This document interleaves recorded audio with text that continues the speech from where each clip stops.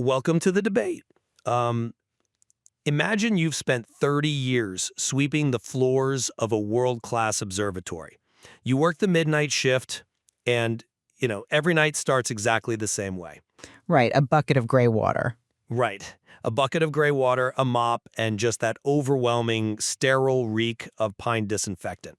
You're completely invisible, but then, one night, instead of cleaning the floors, you eat a handful of basement-grown mushrooms, pick up your mop handle, and accidentally map the metaphysical architecture of the entire universe. Which is a pretty wild Tuesday night, by any standard. Absolutely. Typically, when we talk about scientific observation, we assume this strict, impenetrable boundary between the observer and the universe, like a pane of reinforced glass, right? Right, the astronomer is safe on the ground. Exactly. They sit in the dark, peering through a $1,000,000 sterile lens, collecting photons. The universe remains distant, silent, objective, and there's comfort in that separation. We desperately want our data quantifiable, and we want our scientists safely anchored to the linoleum floor. And this book is the absolute definition of shattering that boundary. It really is. Today we're unpacking Pablo J. Kickashole's cult classic text, Krishna's Iron Skillet. Both of us absolutely revere this work. We consider it one of the most fascinating pieces of literature ever produced, but we are fiercely divided on its fundamental reality. Fiercely. I'll be arguing that this text is a profound, literal, and undeniable documentation of an unrecognized scientific genius, a man unlocking the deepest secrets of the cosmos. I see it as a peerless triumph of metaphysical and astrophysical truth. And, I will be taking the position that you are completely misunderstanding the text by ignoring the obvious chaotic madness pulsing through every single page. To me, this is a brilliantly written, tragic, but completely unhinged chronicle of a spectacular drug-induced psychotic break. I don't see it that way. I know you don't, but I argue it shouldn't be taken literally for a single second, and trying to do so actually robs the book of its beauty. Well, let me start by laying out exactly why I take this text so seriously.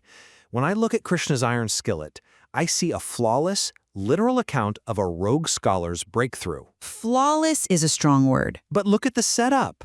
The narrative establishes that our protagonist, self-proclaimed Dr. Kickashole of the mop bucket, spent 3 decades working the night watch at the New Bedford breast tube. Right. The institution hired him to sweep dust off the linoleum. But he spent 30 years legitimately mastering astrophysics.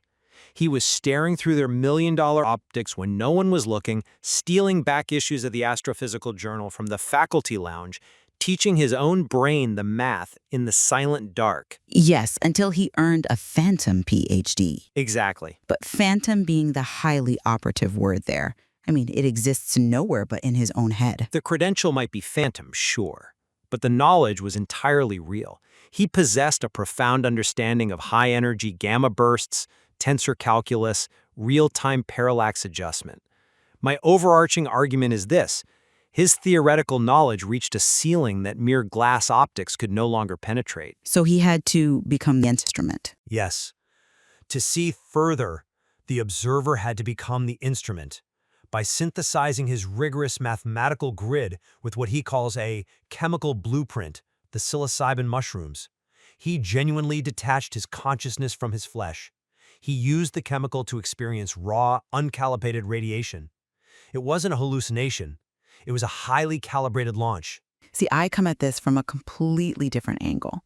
I love this book, but if you read this as a literal scientific triumph, you're ignoring the deeply tragic reality of his situation. The true genius lies in its total subjective madness. But why madness? Why not genius? Because you have to look at the grounded, somewhat pathetic reality of the setup. This is a profoundly isolated night watch janitor. But isolation is historically the crucible for tremendous genius. Think of Newton during the plague. Okay, perhaps. But look at the catalyst here. It isn't a falling apple. The maintenance director gives him a bottle of industrial fungicide and says, "Kill the damp rot in the sub-basement under the spectrograph, Pablo." Right. And instead of doing his job, he goes down there with a flashlight and finds this subterranean garden, vibrant blue-stemmed psilocybin caps blooming in the dark. He doesn't spray them. He harvests them and dries them over the heat pipes. Which shows initiative. It shows desperation. This is not an objective scientific triumph. It is a chaotic descent into a literal hallucinogenic trip triggered by a massive, unmeasured dose of raw, basement-grown fungus. If you're listening to this, you're probably rolling your eyes thinking, the guy just took way too many drugs in a basement. But hold on. Look at the absolute precision of the methodology he describes right after. Precision? He eats raw mushrooms. With the cold precision of a laboratory experiment. He doesn't just eat them. Right. He chews them to a pulp.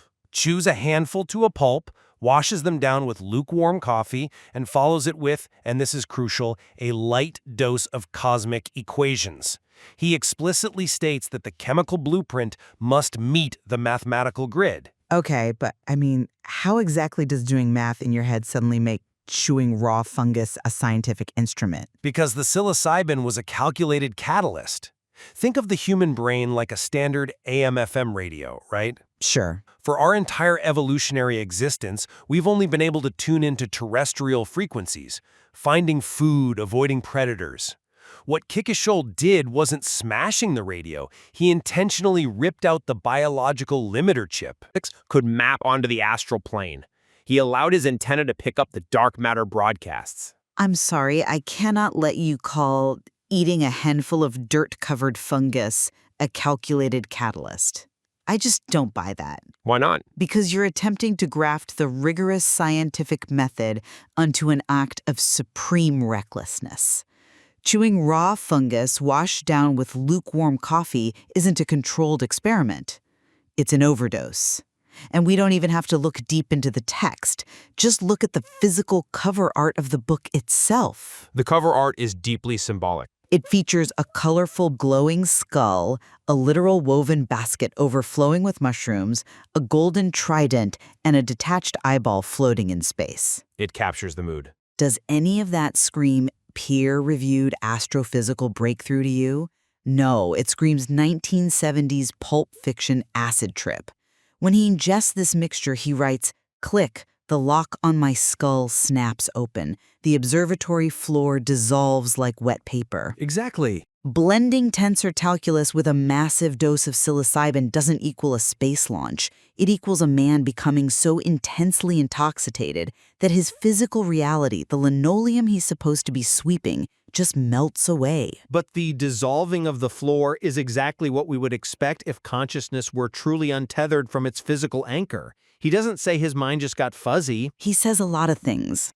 He says no machine built by human hands can move like this. He says his consciousness detaches from the flesh, launched along a beam of raw, uncalibrated radiation, skipping across galaxies like a flat stone over a pond. That is incredibly specific imagery. It's beautiful poetry, yes, but it's still hallucination. I disagree, because look at the data he brings back.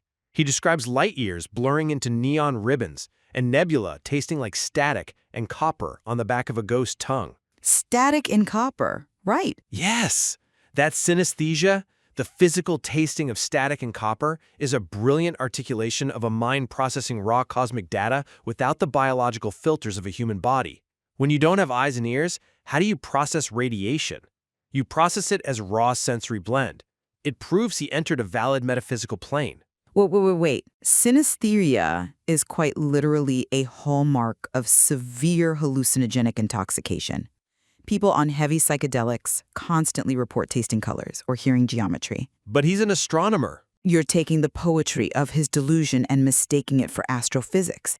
But even if we accept your premise for a moment, that this was a, quote, calculated catalyst, the resulting data completely invalidates your theory. How so? The moment he leaves that basement and enters what he calls the high-heat sector, the supposed science just dissolves into pure comic book fantasy. The high-heat sector is the core of his discovery. It's where he encounters the actual governing dynamics of the universe. Then I need you to explain the cast of characters he meets there. Because suddenly, his cosmic drift is interrupted by a voice crackling through the interference saying, "Frequency locked, kid. Reality Patrol has the burners on." Right. And he drops hard into a low-gravity arena under a sky the color of bruised plums. And who was waiting for him? A sapphire-skinned, multi-limbed giant Krishna himself, holding a glowing trident. Floating next to him is an unblinking, detached eyeball beaming cut-up static directly into his spine. I know it sounds wild. I mean, come on, this isn't mapping a metaphysical plane. This is a comic book hallucination pieced together from his subconscious and an overactive imagination. Look, I will grant you, the giant eyeball beaming static into his spine it's a lot. When I first read that chapter, I laughed out loud too. Right, because it's absurd. It sounds absurd. But if you strip away the pulp sci-fi aesthetic, what is a detached eyeball? It is the concept of the observer, made literal.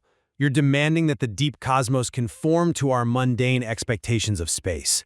Black voids and silent rocks.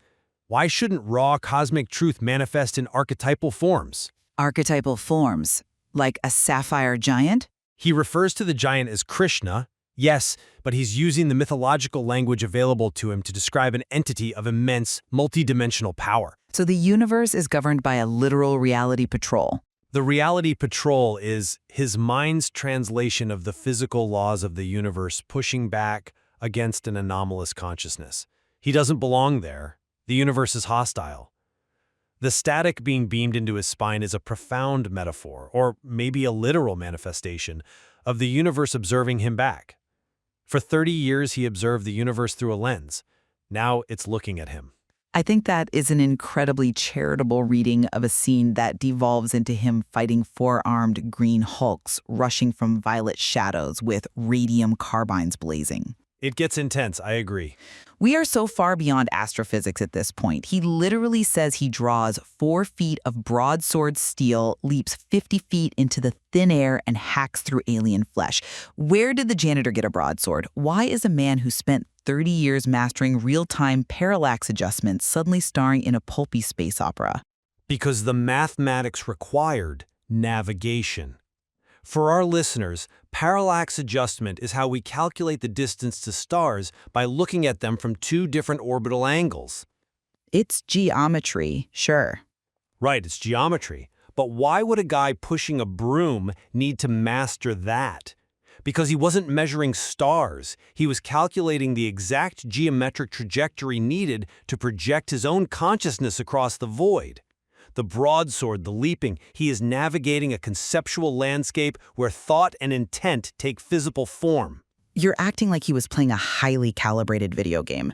The scientific framework he built up in his mind has completely collapsed under the weight of the psilocybin. He's reverted to pure fantasy. He isn't penetrating the secrets of the universe. He's acting out a delusion while pacing around a telescope. But look at his motivation in that exact scene. He doesn't draw the broadsword to play the hero. The text is very clear. He hacks through the alien flesh, not to escape, but to drive himself straight down into the pan. He's fighting his way toward the ultimate truth. Which brings us to the centerpiece of the entire work, the artifact itself. Ah, yes, the iron skillet. A 20-foot, white-hot cast iron pan sitting in the middle of a cosmic arena. Exactly. It stretches 20 feet across, humming with the force of a compressed star. The voice tells him, "Into the pan, astronomer. You bought the ticket with the broom and the spores, now you take the heat." I argue his leap into this skillet is the ultimate act of intellectual sacrifice. Intellectual sacrifice? He is imagining himself being deep-fried. He is intentionally boiling off the mundane world. The iron skillet forces us to ask, what if human sanity is actually the filter that keeps us from seeing the universe as it truly is? When he hits that cast iron surface, he describes it vividly. Yeah, the sizzling. His boots melt. He says his ego sizzles in the cosmic grease alongside floating retinas, severed sentences, and deep space equations. Isn't this the perfect, albeit terrifying metaphor for the dissolution of human bias? I mean, it's a metaphor for his brain overheating. He says he's being grilled alive, his mind cooked down to its pure atomic essence, boiling off the mundane world to leave only the raw, burning truth of the cosmos.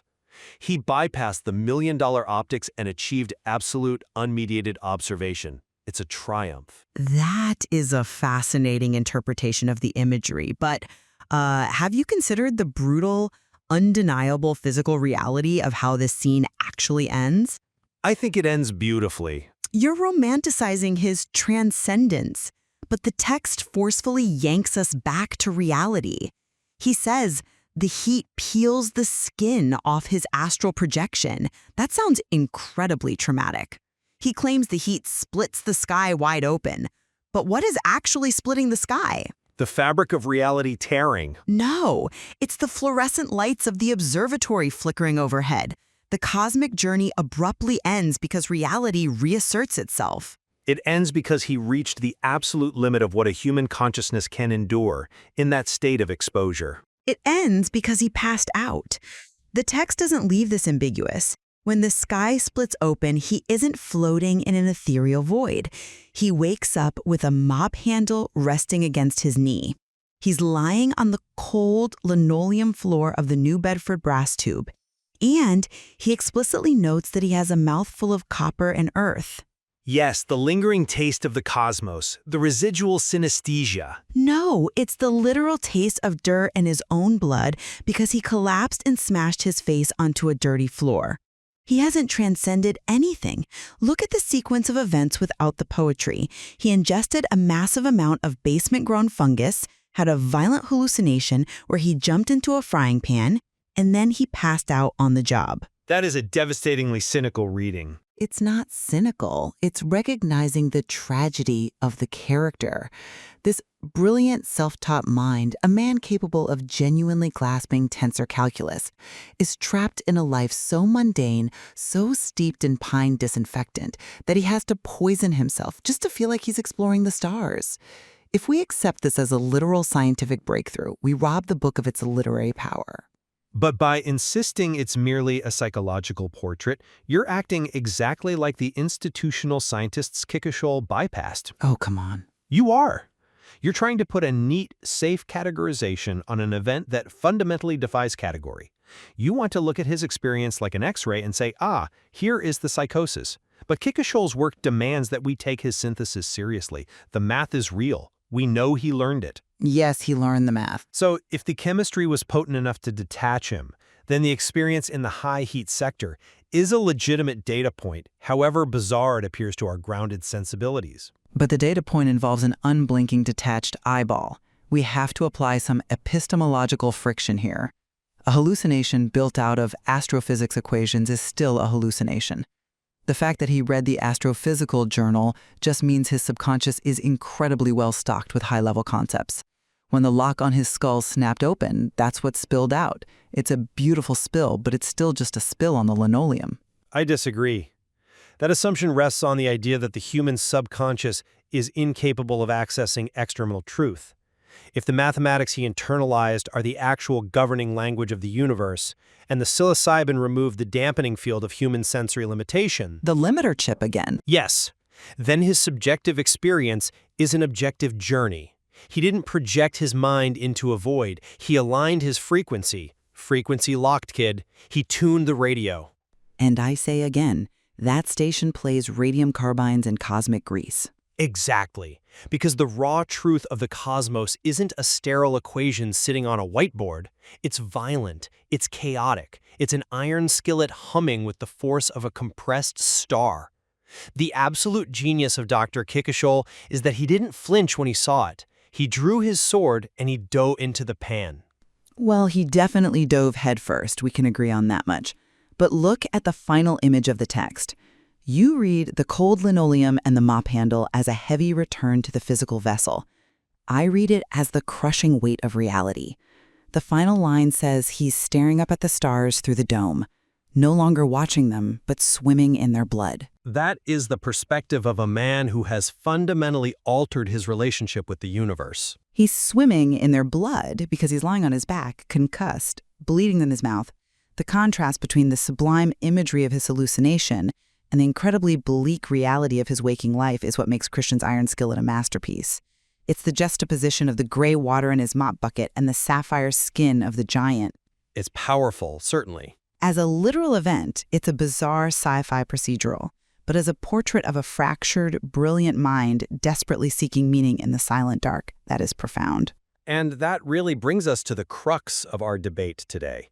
For me, Krishna's iron skillet remains the ultimate, literal testament to a self-taught genius breaking the boundaries of the universe. A true record of a man who bypassed the million-dollar optics to touch the stars themselves. While I maintain that the book's true genius lies in its tragic, beautiful, and utterly insane depiction of an isolated janitor tripping on basement mushrooms, a masterpiece of unreliable narration. Yet, despite our fierce disagreement on the mechanics of his journey, we find total convergence on the impact of the work itself. Whether Pablo J. Kickashole literally swam in the blood of stars or merely hallucinated it while bleeding on the cold linoleum, the contrast between the sublime and the mundane makes this text an unparalleled achievement. Absolutely. It forces us to confront how we construct meaning and what happens when the tools of science are hijacked by the unpredictable chaos of human consciousness. There is clearly so much more to explore in the silent dark of the New Bedford Observatory. Indeed, there is. The most compelling literature always forces us to question the boundaries of reality.